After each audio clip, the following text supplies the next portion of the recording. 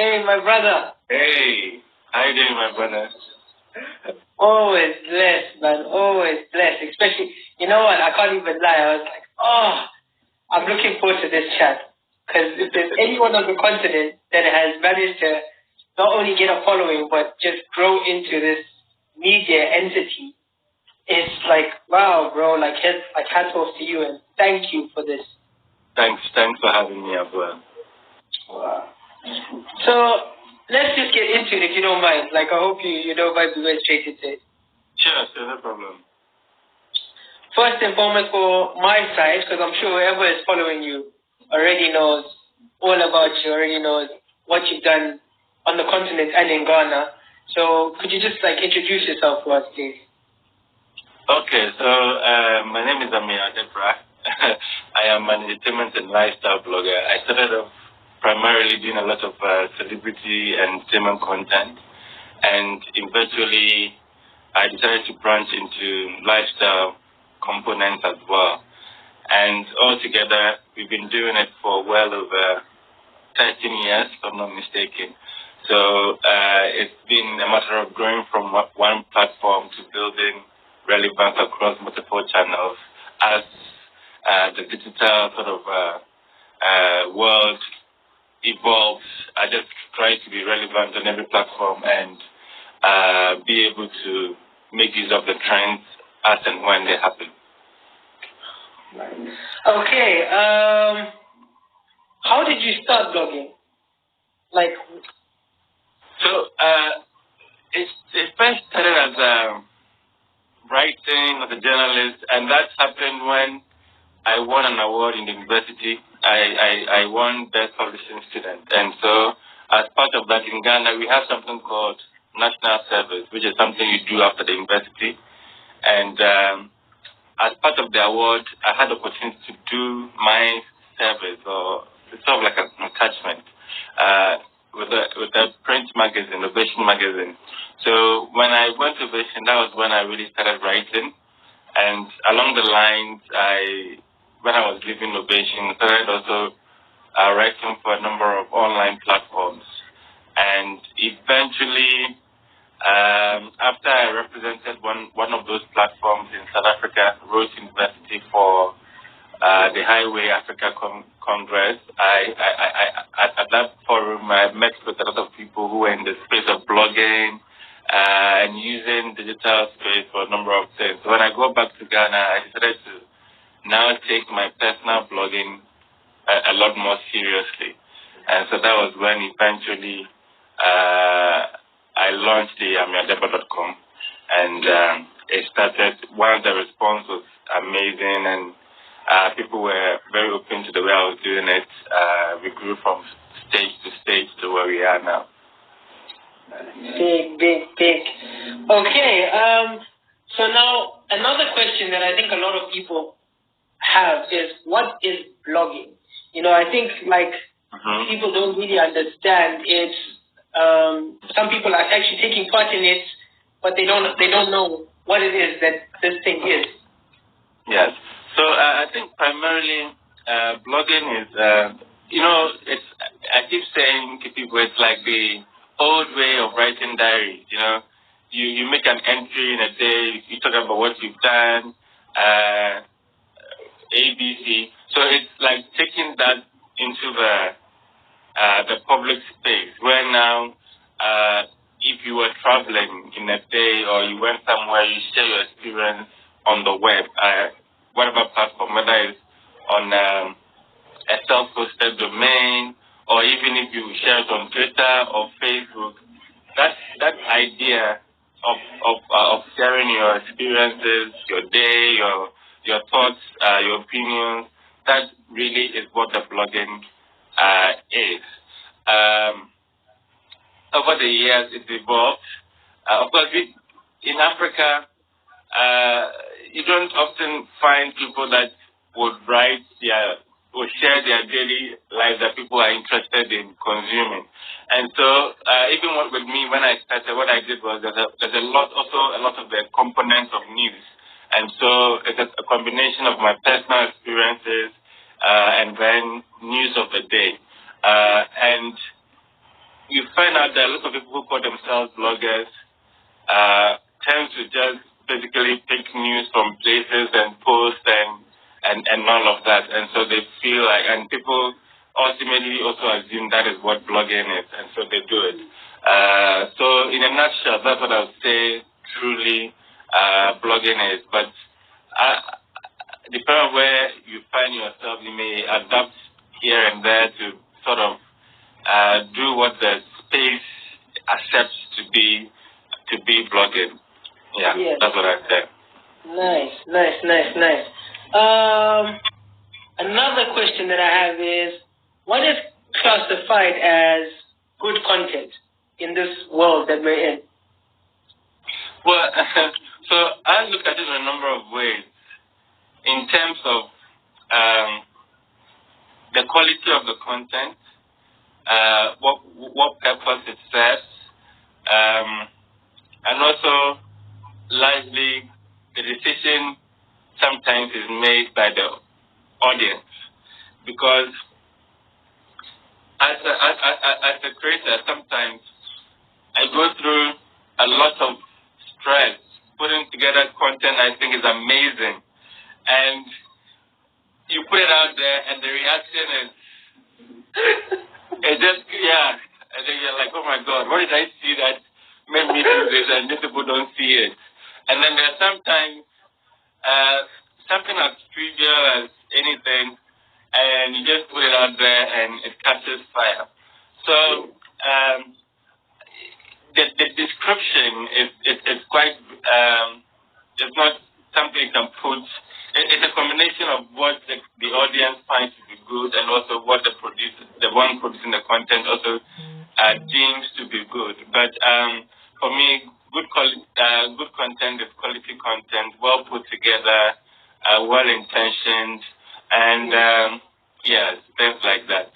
Regardless of how well it does, I think, and the good thing is, most of the time, quality content doesn't travel very far, especially within Africa. We don't have that kind of culture, so yeah. I'm glad though that you said that, because it's also something that as musicians we struggle with. You do a song and you think, I've wrote this the best way, I've done everything right, the beat, the one, and you put it out and it gets played like maybe on like 4 radio stations by your friends, and then it's like, that's it. It's like, what happened? I know. It's crazy. So thank you for that explanation of good content. Another thing that people struggle with is how many posts a day. Like I have this conversation with my partner because we're both artists and we both have very different kinds of following. And I tell her, like, I know what works for one person won't work for another, but I think also you have to look at the platform. So like, let's just say Instagram. How many posts on average would you say someone should do a day? Well, a lot of experts will say that it's good to sort of space your post, give it great intervals. Somebody would also say limit the number of posts you do in total. All of them are not concrete because at different times you can post 10 and all of them will do because at the end of the day, as a content producer, I feel you have something you want to put out and you shouldn't be limited in a day as to because you've done this post, you shouldn't do this. Yes. But then that said, the platform that we find ourselves also have their own sort of algorithms, and they change every now and then. Constantly, different elements come together. The time you post sometimes matter because of where your audience is located and all of that. So I would say you shouldn't limit yourself as a creative. When you've done something and it must go, especially if it's time bound. If it's time bound, you have to do it. But if it's not time bound and it's just well curated content you want to share, then even if every day you make just one post, that's fantastic because it gives it gives the post enough time to grow and have time to grow within the, say, the 24 hours. But like I said, it depends on the nature and all of that. Yeah. Oh, okay. Thank you for that one. Another thing is with the platforms. You've mentioned algorithms, but I've also realized the trend. I don't know how true this is, but when a platform introduces something new, they give a lot of traction to that new feature.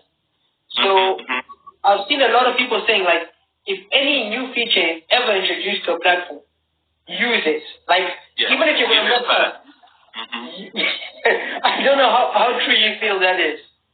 I feel true about that. I feel it's true, particularly when you look at even Instagram and the Reels. The Reels is new and the engagement is always fantastic. So a lot of people have started calling me king of Reels because I realized that, and I think it's similar to, because that one is more fashioned around the TikTok sort of craze, and you know how the TikTok also amasses numbers over a period. And for now, I cannot say if because it is looped, the numbers are the views on it is because of the looping and not unique views or whatever it is. But like you rightly said, when they introduce something, they want people to buy into the culture, and so they give a lot of attention to it. So for me, like I said, like I've done with all platforms, I think it's only TikTok that I've built because once anything emerges, I try to be in it and then grow with it. So once the platform itself is growing, I'm also building my numbers. For some reason, for me, the three key ones I use are Instagram, Twitter, and Facebook. And I use each one of them differently. I have a different personality and voice on each one of them. So for Facebook, I use it more as a tool for my website because I shared links to the post I make via Twitter and Facebook. But Facebook gives me more referrals. People actually click more on Facebook. So I use Facebook a lot for that. And during this Corona period, I've also gone back. I've had more time, so I've also used Facebook on a more personal level, my fan page, to engage with people and do things similar to what I do on Twitter and even Instagram, sharing some of those content there also. And I've seen that it has sort of helped the growth and engagement over the period. And then when it comes to Twitter is like, Twitter gives you power because you say one thing and it travels.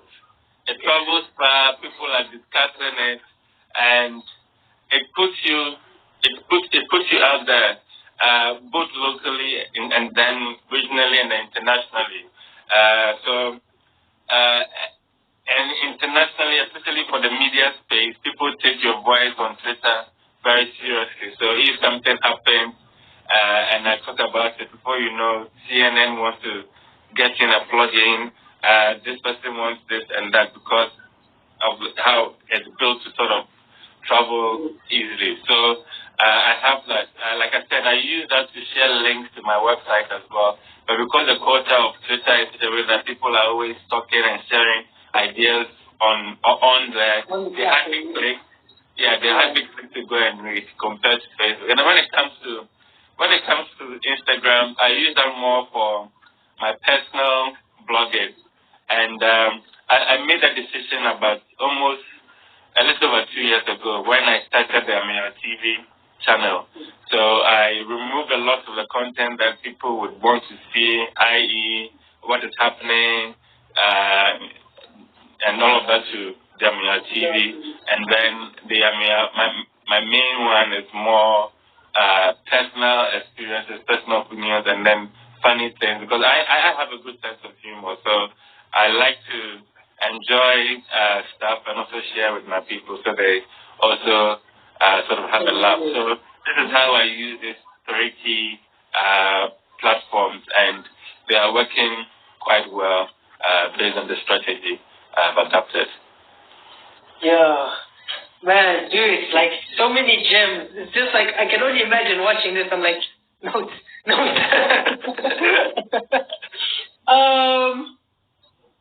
If someone wants to become, let's just say a continental blogger, right? For whichever continent they're in, if you want to become a continental blogger, because I think it's hard to say international if you're not capturing content that isn't unique to kind of where you're from. You know, like you have to. I feel like that for me is one of the biggest things. You have to highlight the culture that you're part of, that you're in, that you're living in, before people can go and take you serious for having commenting on other cultures. So how would you say is the best way to become a blogger? Well, like you said, it starts from local, and for me, it's about becoming a top blogger. It's about creating that identity, creating that voice, so that whatever so define yourself, people now see you to have a voice, and then your voice matters. So if they're talking about, if you write about lifestyle, if you write about fashion, and something is happening around fashion, they look to your opinion, they look to your voice, and then it goes on from there. And doing it well, you must be consistent. You must have that mindset that you want people to believe you as an authority in what it is that you have the niche in. So that comes from the consistency, that comes from the accuracy, that comes from being factual and all of that. And once you've been able to establish, it's important, especially I'm looking at you wanting to go international. It's important that you cross over. Once you're in Africa, you try to do content that resonates with different audiences across the continent. Have the right network, and also travel across to meet these various audiences every now and then. I mean, I'm always shocked when I'm walking in Lagos, Nigeria, at the mall, and someone sees me and says, "Are you not a Ghanaian blogger?" It becomes interesting for me that I'm in my country, in my corner, doing my thing, and then it's getting that kind of audience. But then it's also because of how I have positioned myself to do that.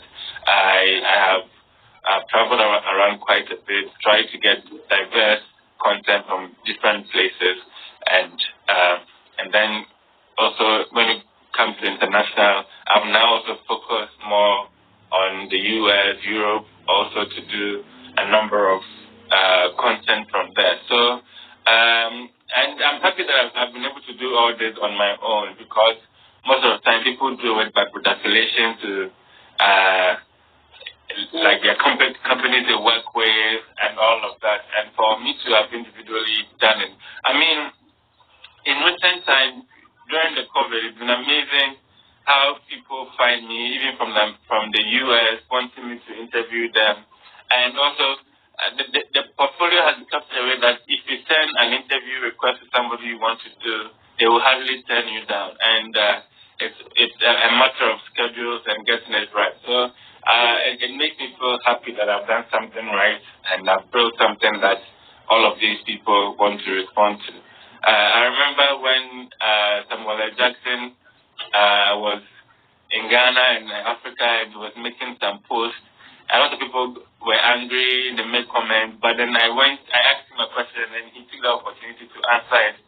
He answered me on Twitter, and then through that, people got the answers they were looking for. So I'm happy that over the years, with the intention, how intentional I've worked is sort of working. And when people want to do that, they have to plan it and make it work. Man, my brother, honestly speaking, like, you've been amazing. You've been amazing to us on the continent. You've helped us all come together as well. You know, like, the one thing I appreciate about you is your opinion is so, you're so driven. You've got a good opinion. And the way you voice it, you're not like in someone's face about it. It's a skill that not many people have. You know, like a lot of people get into arguments online, and somehow you manage to have an opinion on nearly everything and say it so gracefully that no one takes offense. And that for me is a skill that I don't know if you can teach that. Honestly, you know. Well, I think it comes from the understanding that you want to communicate clearly and for people to understand it. And if you do that, you know that people have different they are made up differently, and you have to understand when communicating with them. And I think it's more of a natural thing. Naturally, that's the way I deal with things. And so, like I said, when you become a blogger, a lot of it is a reflection of who you are, what you like, and things like that. So it becomes a personal thing, and that's how I do these things. Man, thank you so much. I don't want to keep you anymore. Like, I feel like you dropped too many gems. You know, I'm going to go and cut this up and throw it out there. Thank you for your time, honestly, and thank you for everything you've done for me personally as well. You know, like, I know I've said it, you know, and I've messaged you and stuff, but I don't think I can say it enough, is the level of guidance that I've got, even in my own personal life, of how I communicate things, you know. You were one of the first people that said to me, do a small video about your stay in Ghana, you know, just talk about it. And I'm a media guy, like, I make content, that's what I do, but I've never ever viewed my life as content. Never. I've always just been like, oh, okay, whatever, and then I'll go make movies. I'll go make TV shows. And you're the first person that said to me, is just talk a little bit more about all the things you're doing. And I think that's a great way to look at blogging, is a diary. Just say what you're going through, say what it is that you're looking at, and let people also have an opinion about it and talk about it, you know. So thank you so much, man. Thank you for having me. It's been fun. I enjoyed the discussion. Lovely questions. I've got a lot more, and I'll get you some fun too. Trust me. Hopefully I can fly to Ghana, or if you're in the UK, we link up and we have a sit down, and I'd like to do a proper, full-on, just conversation with you. You know, nothing that's as intricate as let's talk blogging. I want to talk about, you know, I want to talk about your personal life and see how we can share that. So I will definitely catch up with you soon, bro. That's fantastic. One love, family. Yes, bro. I want to sign off. Yes.